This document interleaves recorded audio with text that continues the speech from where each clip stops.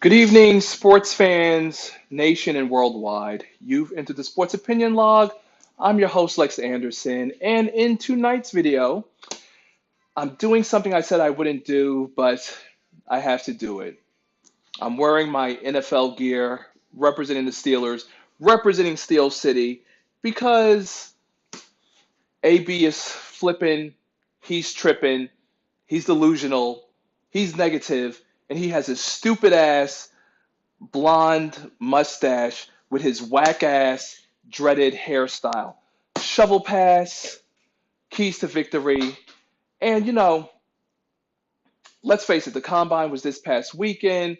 And I'm not going to get into the combine as of yet, but there were three topics that I wanted to discuss. The first one, even though I did start off with Antonio Brown, but I represent Steeler Nation, Steel City, Pittsburgh, and I don't care. Even live and direct here from New York City, which is where the Sports Opinion Log is based off of, and AB. Let's just see how it plays out. Because there's talks that he might go to a dead end team somewhere like the Buccaneers, talks that him and Le'Veon Bell could both be playing for the Raiders. Again, here in the Sports Opinion Log, I only deal with the facts. So I need to see a press conference.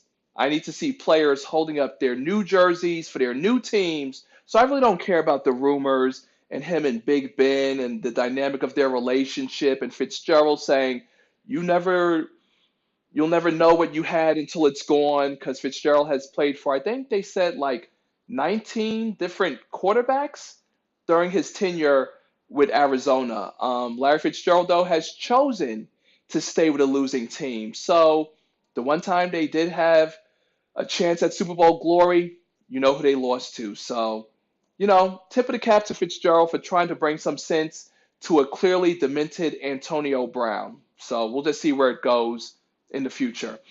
Second thing I wanted to talk about was that there was an article about Jerry Jones, and it's his 30th year as the Cowboys owner, which he had originally brought for $140 million dollars as Jerry Jones money. He was a hedge fund manager. Again, he purchased the Cowboys for $140 million dollars and turned them into the team that is valued at $4.7 billion dollars now. And of course, as we know, when the Cowboys won their first playoff game in nearly 10 years, he spent $250 million dollars on a mega yacht. And he also has a private jet and a luxury bus. And of course, he's the owner, president, and general manager of the Dallas Cowboys. But he wants to see one more Super Bowl before his time on this earth is over, so to speak. And it made me think, let's go back in time to when the Cowboys were champions. And if a lot of you are watching this video, you probably aren't familiar with it, but here in the Sports Opinion Log, I proudly proclaim myself as the sports historian. So let's go on a time machine way back to when the Cowboys were winner. Hold on. Okay, here we go. We've landed in 1993, where the Cowboys had a magnificent team. Troy Aikman, Emmitt Smith, Darryl Johnston, fullback, Michael Irvin, tight end Jay Novacek, left guard Nate Newton, center Mark Stefanoski, and RT Eric Williams. I'm mentioning those guys because those guys were all Pro Bowlers. Okay, and on defense they had Russell Maryland, right defensive tackle, free safety Thomas Everett, middle linebacker Ken Norton, who was and is a living legend on defense. Guy was tough as nails. You also had right cornerback Larry Brown. But the previously mentioned guy, Russell Maryland, Thomas Everett, Ken Norton were Pro Bowlers as well.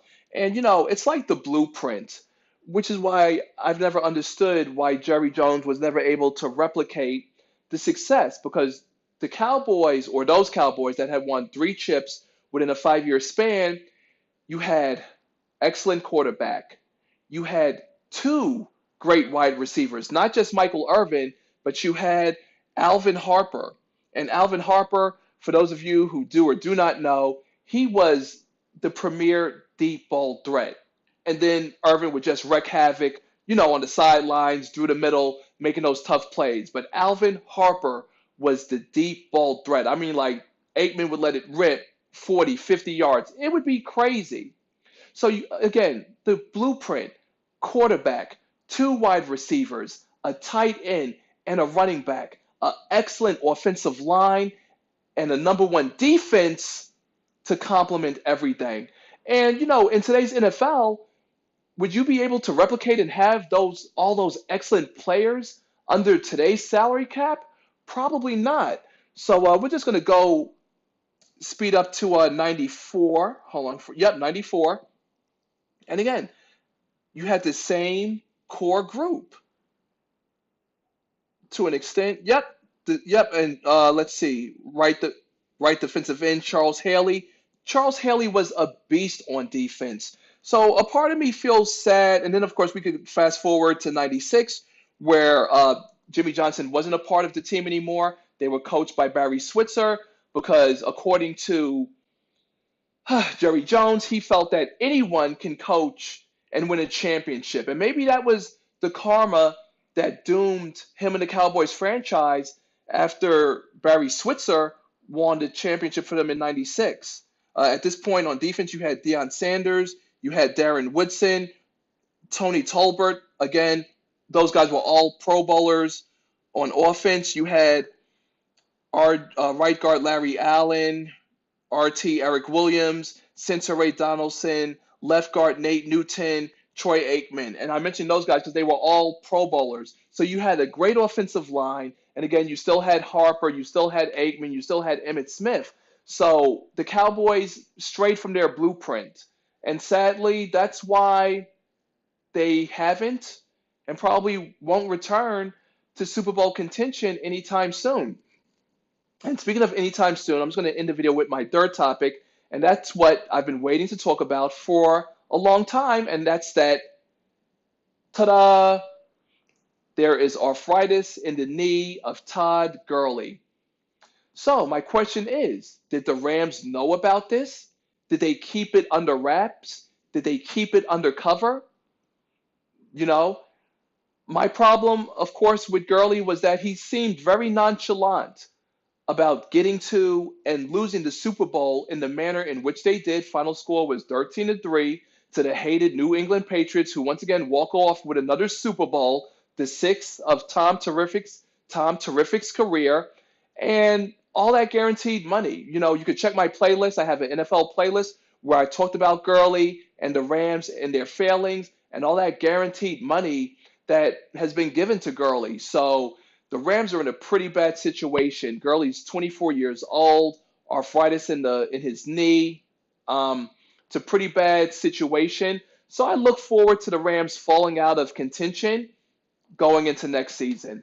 So speaking of going into next season, that is all I have for this video. If you've come this far in the video, I would like to thank you very much. And make sure to do the right thing and commit to the Sports Opinion Log on this channel by pressing that subscribe button over there to your left. And there's a bell icon. Should be right there to your right. Ding! Press it so you can stay updated for any and all upcoming future videos. I thank you very much for tuning in to this video. This is your boy Lex Anderson, doing what I do best.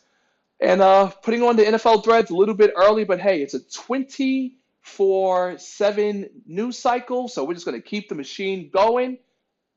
I'm going to be going by doing what I do best, popping my collar, because I'm signing out.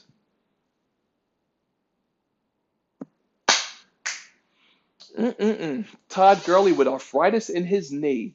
So sad, so young. I guess, the combine's only good for certain things, right? Because they can't tell you or foresee if someone's going to catch arthritis in their knee, and you lavishly gave him, what, $40 to $50 million guaranteed? Ooh, that is such a bad situation. Oh, yes, and all fitted hats are worn by New Era and copped at Hatland.com. Check out Hatland.com. Buy 3 caps or 3 fitteds. Get free shipping. Check them out online at Hatland.com.